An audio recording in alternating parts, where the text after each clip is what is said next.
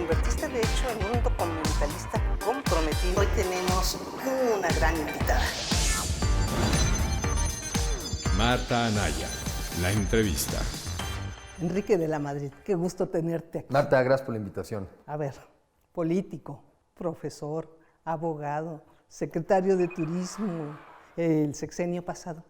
Y me muero de ganas de preguntarte, ¿te darían ganas de ser secretario de Turismo en estos momentos tan complicados? Pues mira, uno no escoge los momentos que te tocan, ¿no?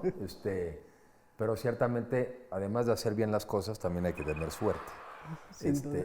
No cabe duda que estos serán tiempos más difíciles y todavía ahora, pues con el tema económico internacional, ahora el tema del coronavirus, que le va a meter un frenón a la economía, que va a bajar los viajes de las personas al exterior, incluso al interior, pues sí, eso es una agravante más en el turismo. Entonces, si me dieras a escoger entre la que yo tuve y la de ahora, me quedo con la que tuve. Tú decías, nos cayó el chahuiztle, o sea, de verdad, para alguien que está en el tema turístico, creo que es el peor de los tiempos, ¿no? Pues sí, a ver, yo recuerdo mucho, yo les decía, no lo sigas diciendo porque va a pasar. Recuerdo mucho en mis conversaciones con Pablo Azcárraga, cuando estaba de presidente del CENET, el Consejo Nacional Empresarial Turístico, y que a mi juicio pues es el que aglutina al grupo empresarial más importante del país. Y él me decía, lo decía constantemente, decía, ya llevamos muchos años de buena racha, ya llevamos muchos años de buen turismo. Y la verdad es que sí, yo creo que México se echó 10 años, quizá desde el 2009, 2010, cuando el tema del H1N1, que fue también una caída, yo creo que desde ahí fueron muchos años de crecimiento espectaculares. Y para darle un poco al público una idea, a principios de la administración pasada teníamos 23 millones de visitantes internacionales. Ahora andamos en 43, ¿no? Andamos en 43, 44 como país, o sea, prácticamente duplicamos. Pasamos de ser el 15º país más visitado a haber sido el número 7 cuando nosotros terminamos, pero llegamos incluso a ser el número 6 en el año 2017. Entonces, bueno, nos fue muy bien y el mundo también creció muy bien, porque el mundo ayuda, ¿no? Claro. Si tienes al mundo creciendo, creo que era algo así como al 5% anual el turista internacional, si tienes a los chinos, que entonces sí viajaban, ¿no? Y ya tienes 160 millones de chinos viajando por el mundo y saliendo, pues sí, o sea, entre el impulso del mundo y también el que tenemos, yo insisto, un sector turístico en México privilegiado, buenos empresarios, buenos trabajadores, y también si logras una buena coordinación entre el gobierno y el sector privado, pues todo eso al final del día se refleja en buenos resultados. Y eso que teníamos un problema de seguridad fuertísimo. Y eso que teníamos y hemos tenido desde hace muchos años y no le hemos dado al clavo, traíamos un problema de seguridad durísimo, pero entonces eso también nos obligó, yo creo que a ser más imaginativos y más proactivos. La parte que a mí me tocó, que ya fue del 2015 al final del sexenio pasado, pues a mí, por ejemplo, me hizo ver que yo tenía, y lo hice, pues que prepararme y tomé cursos de dar entrevistas en inglés. Porque no solamente que tengas que hablar en inglés, sino que además la forma de la entrevista quizá varía un poco de la nuestra. Me acuerdo de una cosa que me llamó la atención, que yo en México ya no lo hacía y aprendí, y que me dijeron, siempre te pregunta alguien o te preguntan, ¿tienes algo más que añadir? Y yo en México terminaba, no, muchas gracias, ¿no? Y pues ya regalaste un tiempo ahí. Entonces, bueno, desde prepararse, desde conocer a los agentes de viajes, desde saber qué les preocupa. Y algo que agradecían es que no negábamos los problemas, no negar los problemas. Cuando niegas los problemas, a la gente le da desconfianza.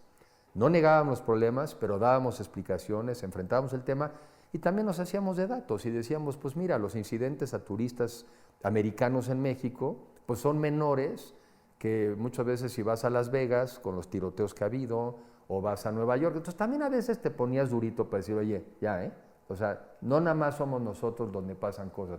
Conversaciones con el Departamento de Estado. Sí, ¿qué tal? En donde también pues, nos íbamos a preguntar este tema porque ellos clasifican a los países. El nirvana no existe. Uno es así como un mundo maravilloso, creo que nadie es uno. 2 son países donde puedes viajar, México está en el 2. Después ya te clasifican en 3 o 4 y en el 4 es donde de plano dicen prohibido viajar. Entonces, hay varias alertas. Y hay varios estados en México. No, y ahorita ya de viajar a México por parte de Estados Unidos, ¿no? Por el coronavirus. Sí, bueno, ahora tiene la coronavirus, Sí. pero es que las que hemos De tenido seguridad. de seguridad, pues entonces desde eso, ¿no? Entonces, bueno, la suerte cuenta, pero a la suerte le ayudas con trabajo, con dedicación, y yo digo que con mucha colaboración. Yo creo que cada vez un mundo más colaborativo es el mundo hacia donde vamos. Déjame hacer ahorita un paréntesis porque creo que utilizaste una palabra que me llama mucho la atención, autenticidad. En ese mundo priista del cual vienes tú desde la cuna, eres hijo de un presidente de la República, don Miguel de la Madrid, pues a veces la autenticidad no era, digamos, lo que más se mostraba.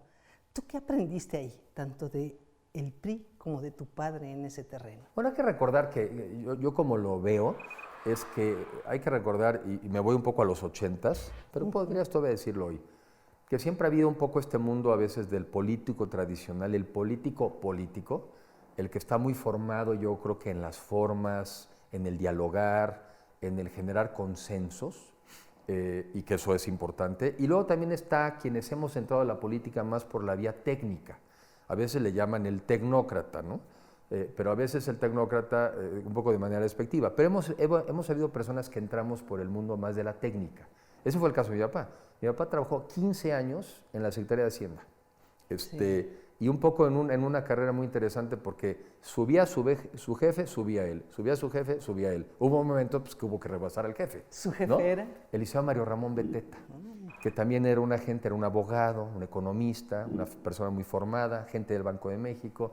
Entonces hubo un grupo de personas que pertenecían al PRI, pero realmente su formación no venía de la política, no venía de las bases, de la calle, de la vida de partido, sino venía de la vida del sector público, de la administración y muy particularmente, que es muy especial, el mundo de las finanzas. De hecho, hay quien lo considera el primer presidente tecnócrata. Pues sí, en ese sentido, ahora, si me pongo a... Sí. Entonces, hemos confundido a veces, y muy mal hecho, y yo en eso no creo, pero pasó en algunas épocas, hubo esta a veces lucha después entre que si tecnócratas o políticos, ¿no? Y me parece que esa lucha es absurda, yo creo que todos tenemos que añadir, y en lo personal yo me considero más de la vía de una persona con fortalezas técnicas, pero con sensibilidad política, que no es lo mismo. Y entonces eso lo ves desde el lenguaje, o sea, eso lo ves hasta del lenguaje. Hay gente que son de las formas y muy bueno. A veces yo creo que otros somos más llanitos y de manera deliberada, cada vez tratar de ser más sencillo en el lenguaje, más directo, porque es la manera de comunicar. Claro, porque antes eran además bien crípticos y tenía uno que andar descifrando qué quisieron decir, las señas, los movimientos, ¿no? los espacios. Yo creo, sí. Por ejemplo, yo voy mucho a pláticas a universidades, prácticamente una vez a la semana, ahora que no estoy en el TEC de Monterrey, en un centro para el futuro de las ciudades, que es un think tank. Yo de manera deliberada dije, yo cada semana me voy a echar un viaje a las... Ya se me quedó el hábito de viajar, pues ahora lo voy a hacer. Entonces voy con estudiantes. Y de las cosas que les digo a ellos, pero también incluso a gente más grande, es que los mexicanos tenemos que aprender a ser más asertivos. ¿Qué es ser asertivo? Es decir lo que piensas, ¿sí? También es buena costumbre pensar lo que dices, ¿no? Que no siempre todo el mundo lo hace. Pero ser asertivos para que entonces en nuestra comunicación no andemos como tú dices ahora, ¿y qué quiso decir? Sí. ¿Y qué me quiso decir? Eso se pierde tiempo, se generan malentendidos. Ser asertivo. Yo digo que hay que decir las cosas con modito, pero hay que ser asertivo, hay que decirlas. Oye, ¿qué edad tenías tú cuando tu papá fue presidente, don Miguel de la Madrid? Yo soy del 62, cuando empezó la campaña que es 82, pues yo tenía 20 años. 20 años. Mi hermano Miguel y yo, Miguel ya estaba en la escuela, yo estaba por entrar a la UNAM, suspendí un semestre y acompañamos a mi papá toda la campaña, prácticamente toda, porque al final yo ya me tocaba entrar a la UNAM creo que por ahí de marzo. ¿Y qué te impactó de esa experiencia?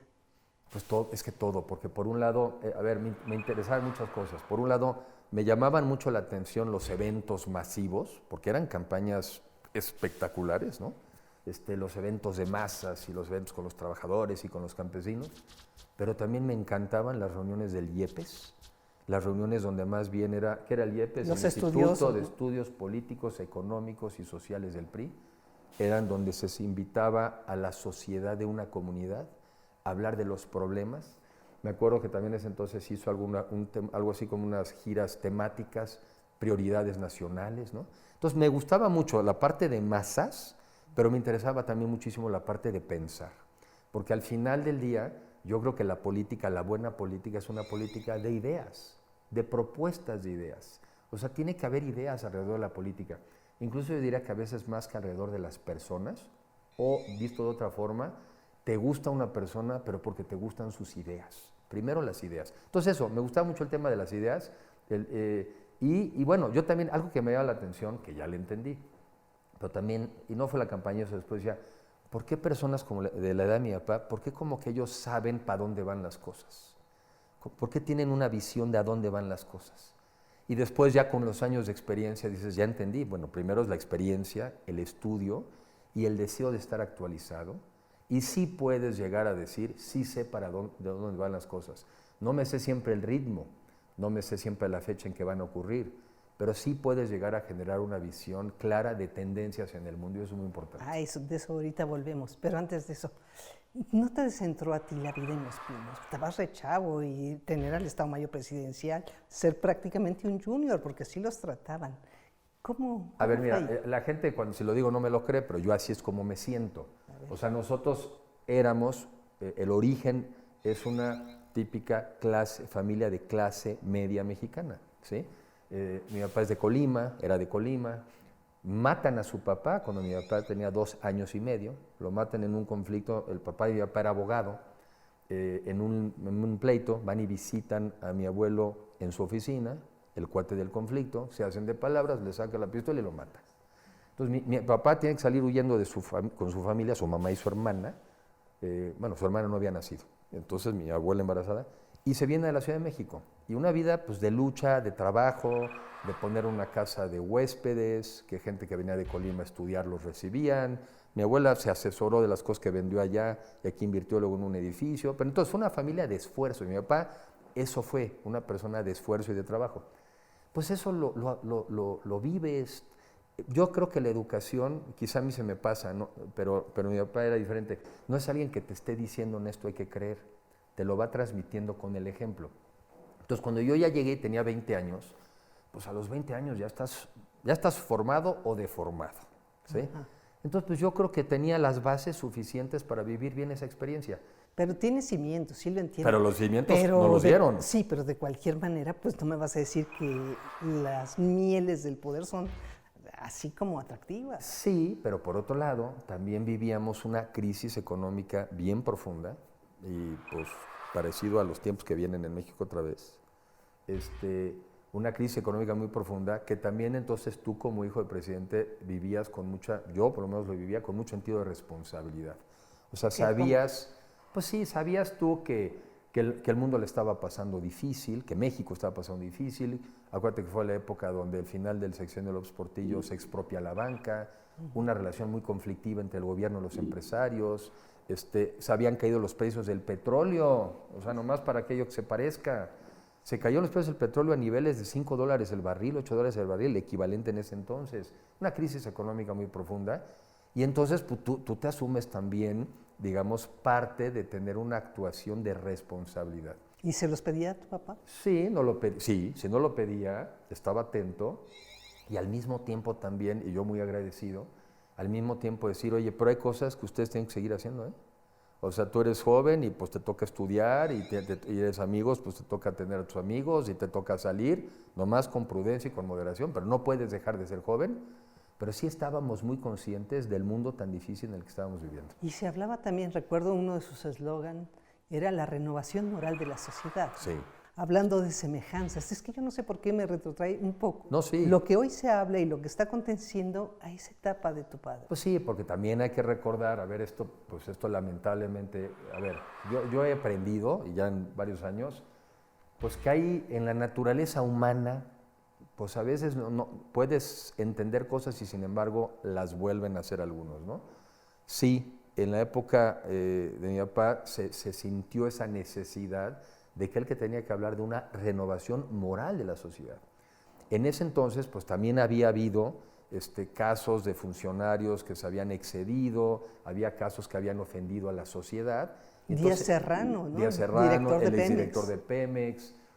Recuérdase, el famosísimo jefe de policía de la Ciudad de México, Arturo Durazo, que si tú todavía vas hoy en día a Iztapas y Guatanejo, ya se ve menos porque ya hay más vegetación. El Ahí Partenón. tenías un edificio, el Partenón, seguramente porque le interesaba muchísimo la cultura de los griegos, seguramente era un aficionado a los griegos. Entonces, en ese entonces también había esta molestia de la sociedad, y mi papá en su campaña, uno de los temas era la renovación moral de la sociedad.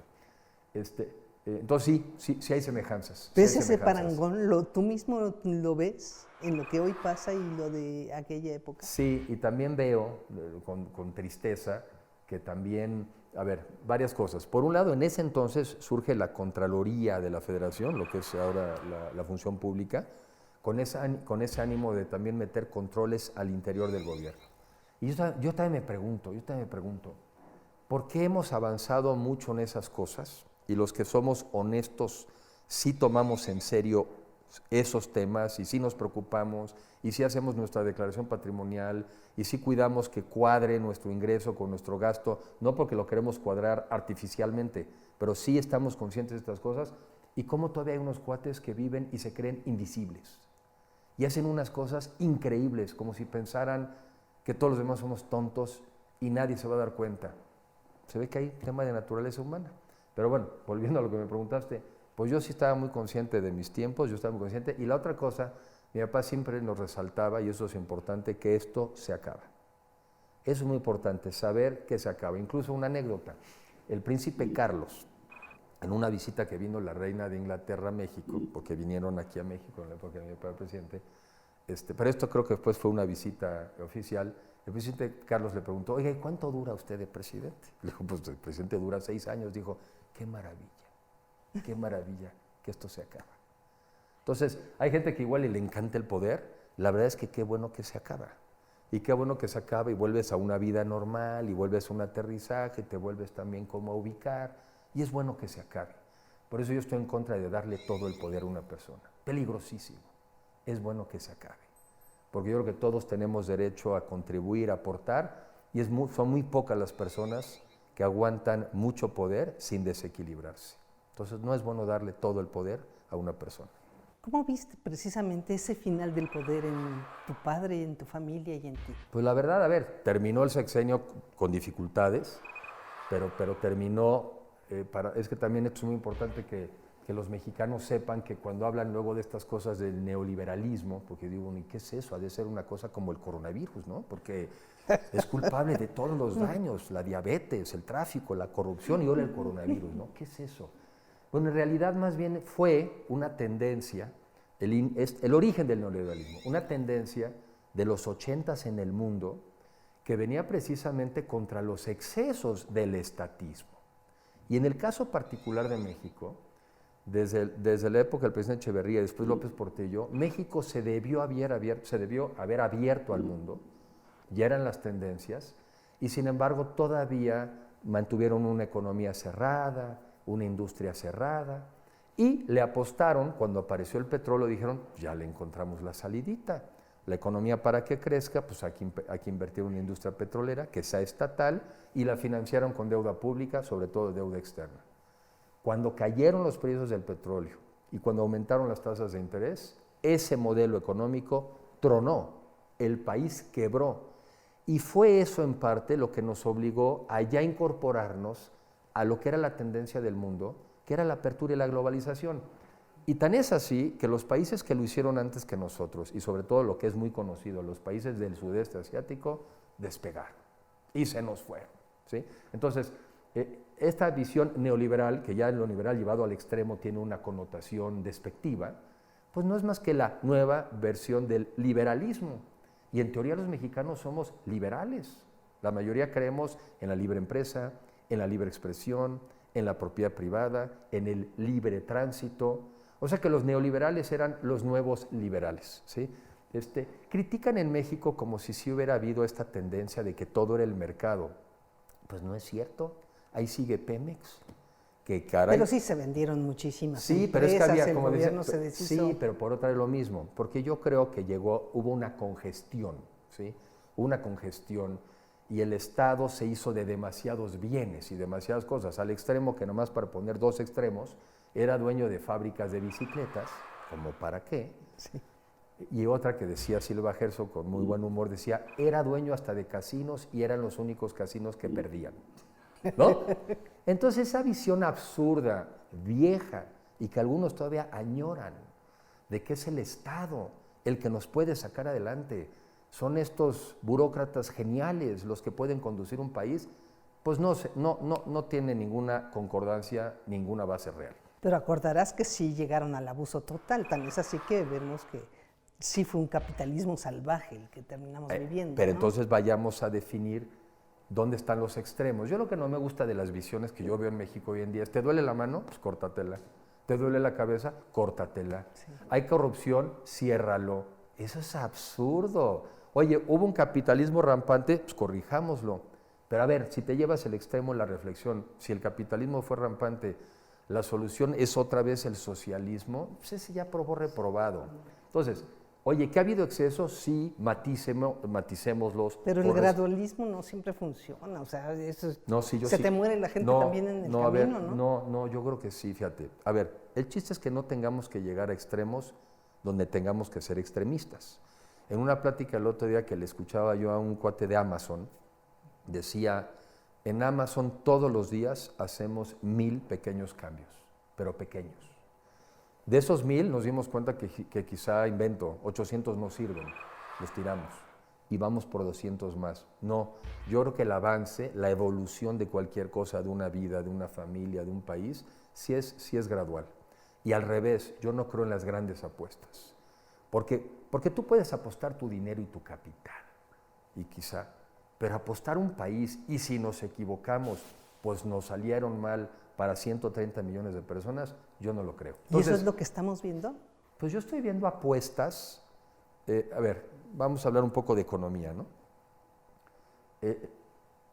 Yo creo que en la economía y en el mundo nos ha pasado que han sido años donde el capitalismo ha dado resultados extraordinarios, donde hemos logrado sacar a millones de personas de la pobreza, porque lo de los chinos es capitalismo, no más que es capitalismo de Estado, ¿no? Han logrado sacar a 400, 500 millones de personas de la pobreza y ha sido una cosa extraordinaria.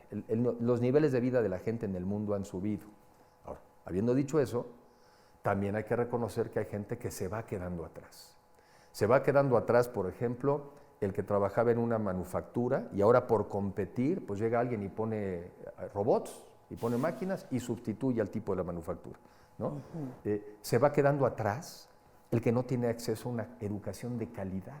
Entonces sale con un título, pero por ejemplo, hoy la gente de Google ya no te exige un título para contratarte, porque a la gente a Google no le importa qué dicen que estudiaste, lo que le importa es qué sabes.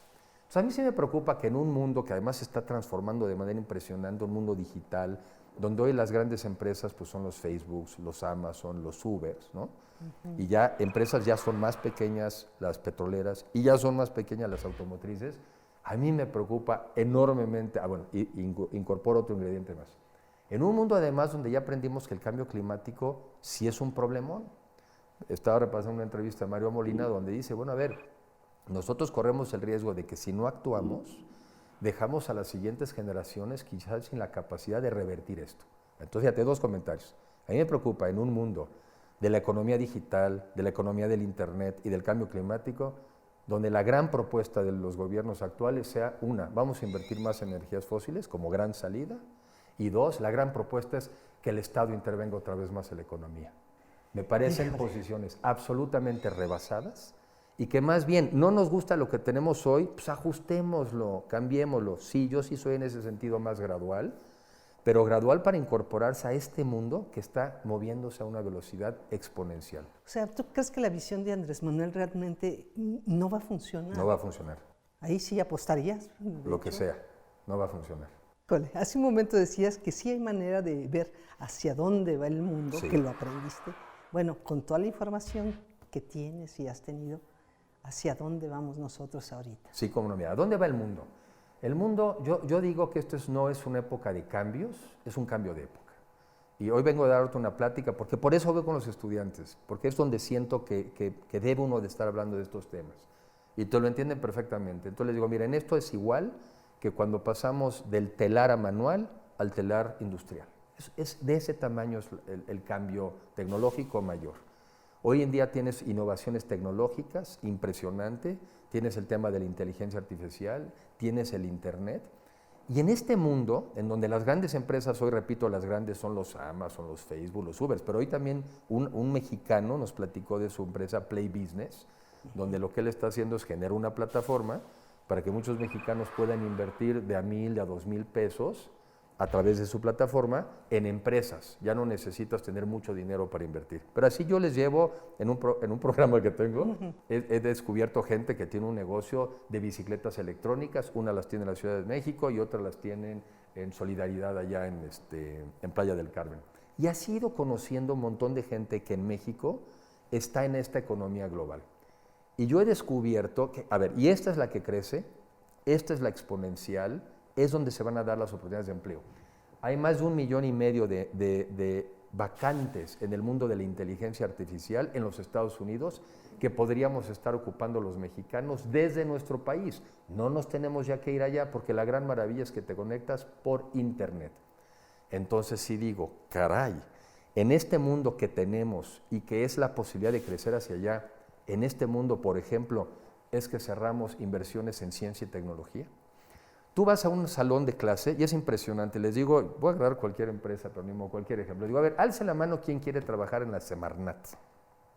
Nadie. Alce la mano quien quiere trabajar en el gobierno. Nadie.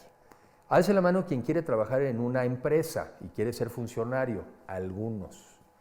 Alce la mano quien quiere ser emprendedor. Todos.